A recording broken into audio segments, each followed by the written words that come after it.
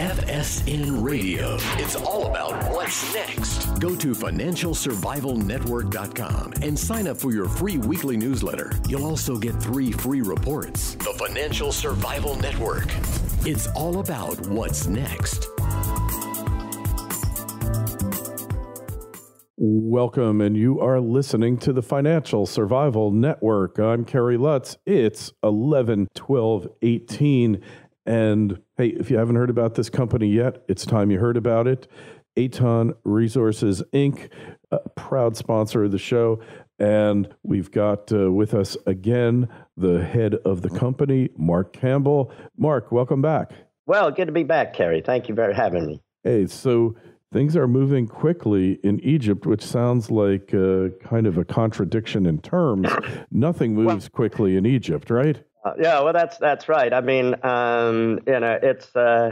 it doesn't happen that's quickly. And the reality is, I mean, some of us have been lobbying for this for nearly a quarter of a century, and so 25 years, a long time. And then all of a sudden, at the beginning of the year, they took the decision that they were going to do what they needed to do to open up the mining sector, and they hired Wood Mackenzie, who had done the same for Ecuador, and they have come in and. It has moved very, very rapidly. It has now come out of the cabinet. It's with the parliamentary committee on it. So it's in Parliament, and the feeling is here that they probably can get this done before the new year. So very, very fast to do this. But I think that this is being driven by the president, who realizes that the mineral resources potential of Egypt is huge. And so, he wants the country to benefit from developing a robust mining sector. And that, of course, starts with exploration. And so you need to attract the exploration companies in, but I think they're going to do that. What we talked before, one of the big stumbling blocks was that they were using an oil and gas production sharing agreement type framework, which the economics just don't work for mining. And also it had this very cumbersome 50-50 joint venture between the company working here and the government. And so that was a major factor in dissuading people to come, and that's been scrapped. They're getting rid of that. That means they'll go to a tax, a rent, and a royalty. Now, tax in Egypt, corporate income tax, the highest rate is 22.5%. What the royalty will be or what rent we will have to pay or when that starts, we haven't heard yet.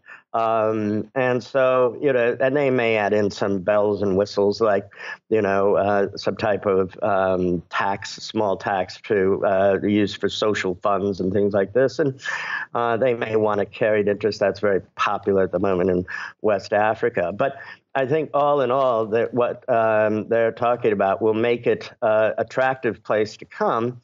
And I think will benefit not only the industry, but also the country. Yeah, which is great because, look, if we all know it's a basic form of economics, a basic premise. It's if you want to produce more, subsidize it. If you want to produce less, tax it. And if you want to produce nothing, overtax it.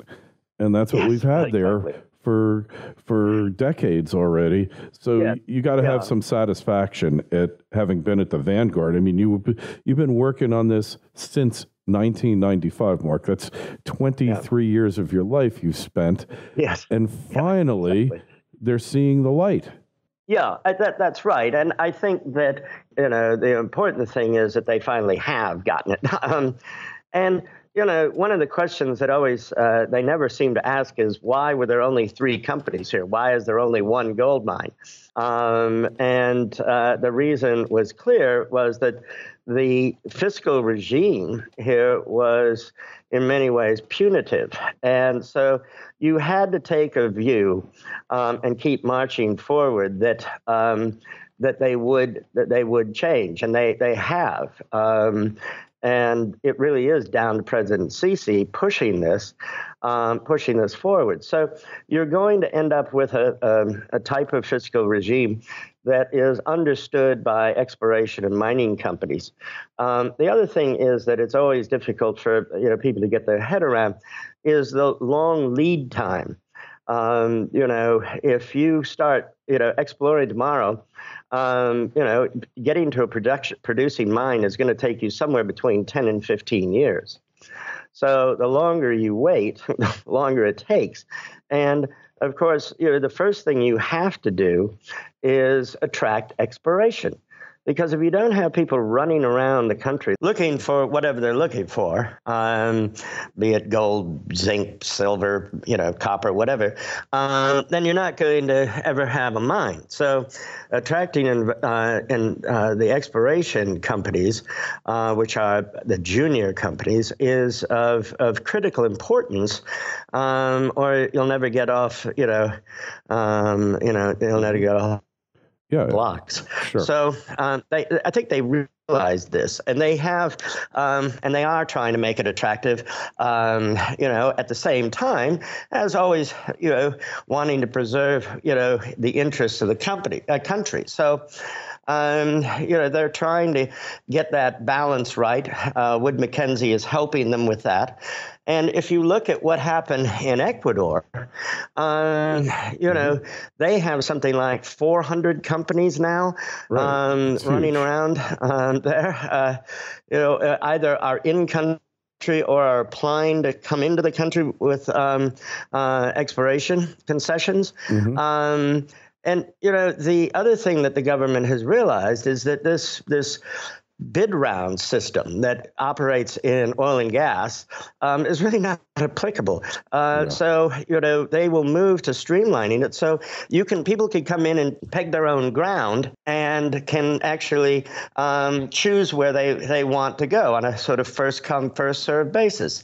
And that's the way to do it. And, with EMRA acting as geological survey, promoting people to come to the country and to, regulate, if somebody already's pegged that ground, then obviously you can't get it. So I think that, they are moving to bring Egypt into, a mining regime that corresponds with what happens in the rest of the world. Yeah, that's rational. And because if you don't allow your concessionaires to make money and to recoup their costs in some type of rational way, they're going to stay away, which is what has happened here, which in effect, because they had such a bad plan in place, it really has created the opportunity for Aton Resources and for the rest of the sector. Yeah, I mean, if you look, we really had to take a view that they were going to change this and just, keep marching forward. And it has come. As I say, Egypt is a phenomenal opportunity because it's such virgin territory. It's real frontier stuff. And it's not just the Eastern Desert, but it's all of the Sinai as well. And so the land, there's a lot of ground to cover, so to speak, for people. It's not just the minerals that we know are here, but it's those that, people may decide are here and want to come and look for. And so, this is, you want people to come spend money in your country and try and find an economic deposit. And as I said before, is the lead time is very long from, go to woe, so to speak. So it's, it's important that they get this done. And I think they are going to get this done by the year end. And we'll see what transpires in terms of the terms. But I think, all in all, they'll be pretty fair. I think that, obviously, industry always wants, everything its way, and the government always wants everything their way. So, that's where you have to strike this happy balance between the two. Yeah, exactly. It's got to be, I hate to use the cliche because it's so used and abused, but it's got to be win-win. Everybody's got to be able to profit under the arrangement. Otherwise, you got what you have now, which is nothing. Yeah. That's right. So, and you could have huge taxes. You could have 100% of something, but I mean if nobody comes, then you've got useless. nothing. And so, and the other thing is too, there's no legacy issues here. There's no issues surrounding like agriculture and some other industries here. That is they've got a fresh sheet of paper, so they can they can do this. And make it attractive for both parties. Absolutely. It must be really exciting times for you here. And you've got some news for us as well about your drilling program. Sounds amazing. That's right. Well, we're putting out another press release today with our assay results. And, people may have seen it now, but they are. I mean, we've got one hole 17, which has 163 meters at nearly a gram of a ton of gold, and that includes 34 meters at nearly 1.4 grams, and it's got over nearly 9% zinc in it. So, and that's from surface. Mm-hmm. So, and then all the holes that we've drilled are mineralized, and all have as we've been saying, what we think Rod Ruin is. It's a large area of mineralized area that contains good grades, and then some high grade shoots, like we saw the other day. But I mean, we've got 34 meters at 1.4. As I said, we've got other holes where it's 26 meters at 1.8. 25 meters at 1.3. Another 34 meters at roughly 1.3. So. There are some that we're very, very happy with those results. We're very encouraging, and it continues to demonstrate what we've said about this deposit. And this is just the South Ridge. We haven't even gotten to the North Ridge. And what we're doing now is we've drilled 36 holes so far. We're continuing to move down along and around the South Ridge. So there'll be plenty more results to come out. But we've started at Aladdin's Hill and moved to the east towards the central buttress area, which is in the middle, and then to the far end, which is what we call the spiral pit. And again, all the way along and everywhere we go, we encounter old workings. It is just honeycombed with them. And sometimes those can cause some problems, but most of the time we can get through them. But, it is, it's exciting. It's exciting discovery. And there's a perfect example of what I'm talking about, the opportunity in Egypt. Here is something that nobody had been working on for 1,600 years. Nobody had been up there. Nobody even knew where it was. And they talked about it. I mean, the Bedouin all knew stories about the mountain of gold, but nobody knew where it was. And, this is what the opportunity that Egypt offers, is that it's not just going where the old timers are, but it's going to places that nobody's been before. And which may have, minerals that nobody's ever discovered. So it's Rod Ruin is really a very good indicator of just what the potential is in Egypt. And if you look at just our concession area, which is 738 square kilometers, we've got another 17 targets that we can work on. And that's a great advantage of changing the law, because juniors like to partner up with bigger companies, and bigger companies who ultimately want to move to development and are willing to fund you in your project and your exploration. And that's critical because, of course, juniors, are so reliant on, finding money all the time, that having the ability to say to a company, now, you don't have to worry about us already having a 50% partner. So, and that's great too, because, obviously if people want to talk to us about looking at possibly farming into our project, I'm happy to talk to them. You're amenable, of course. You're very available, as they say. Hey, and I should mention that if you want to find out more, just go to atonresources.com. That's ATON resources.com. Company's website, very transparent, very informative. You have more information on this website than companies that are hundreds of times your size. And the stock ticker is, it's on the TSX Venture, AAN like Nancy, AAN like Nancy. You should check it out. So we've gotten these really good drilling results.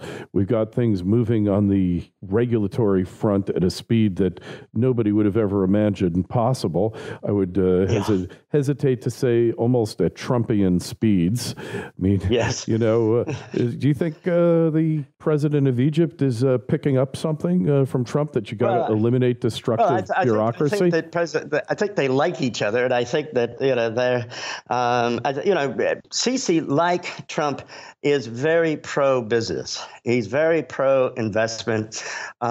He definitely works all the time in the interest of the country, and we're getting more investment coming in, foreign investment. The Minister of Investment is always out and touting, the country as a place to come. And I think that, we're seeing that. So, I think that there is some similarities between them in the sense that, they are very pro-business and they're very pro their own country.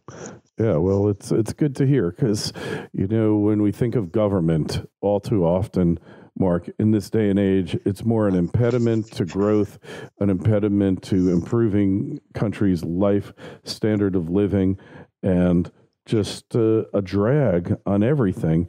And yet we see things happening in places where you'd least expect it, such as Egypt, right? You'd never expect them to move at this kind of speed, and yet they're moving where, there's almost an urgency to their actions here. Well, I think that, there's a realization that, mining could end up being one of the, major pillars of the economy. I mean, one thing is that Egypt has done successfully over the last 120 years is develop their oil and gas sector, and that is a big sector, as is tourism. But mining certainly has the ability to do that in the future, to become, a major factor. It also has something that Egypt desperately needs, and that is that it creates jobs. It's labor intensive. And so by creating, mines in the future and all the rest of it, this also provides jobs, especially in Upper Egypt, which and the Sinai, which both have very high unemployment. Mm-hmm. So this is a net win for all parties concerned. The government in terms of taking in more money, the companies in terms of being able to exploit situations that have been unexplored or underexplored for hundreds of years, and for the people who will be the beneficiaries of better employment opportunities and the ability or the opportunity to raise their standard of living, right? Oh, sure. And, that's just, tax revenue that the government can use to build infrastructure and schools and all the rest of it. And that's all to the benefit of the people. And so, the natural resources belong to the country, and the country should benefit from the exploitation of those resources. Yeah, makes total sense. So again, if you just tuned in, the name of the company is Aton Resources. You find Mark's company at Aton, ATON resources.com. The ticker is on the TSX Venture, AAN like Nancy. It sounds like really exciting times for you, Mark. I mean, it's half of your life's work here is about to pay off. Hopefully, bigly, as they say. Yes. It could be an amazing thing. Hey, the price of the stock, it's kind of bounced around lately. It went up, hit 11 cents the share, and now it's back down around 6, but the volume seems to have picked up substantially on the stock over these times. Yeah. Huh? Yeah, no, I think that's right. I mean, and I think that, there's a reason, nobody's ever really argued about the geologic potential. But, obviously changing in the mining law to make it more economically attractive and open up the sector is a big part of, why it's kept the share price down. But I think once we get out of that, and these changes are set in concrete, I think that you'll see more interest, not only in us, but in the sector in general. Agreed. Hey, and we're in tax loss selling season in Canada. With Canada's tax loss selling rules are much more flexible than the U.S. is, so you get a lot of people dumping losers and such to get those losses at the end of the year. It's not the best time of the year for the TSX venture, but hey, it's something that we go through every year. We're going to go through this year, no doubt. Anyway, exciting times, Mark. So we'll look forward to speaking with you again in a few weeks. So it's fascinating just to see how fast this thing is moving. Yeah, and that really is. And I hope in the next few weeks I'll be able to have some more good news for you. It sounds like it. Sounds like you're on a roll. We'll talk to you in a couple of weeks. Thanks so much. Thanks, Gary.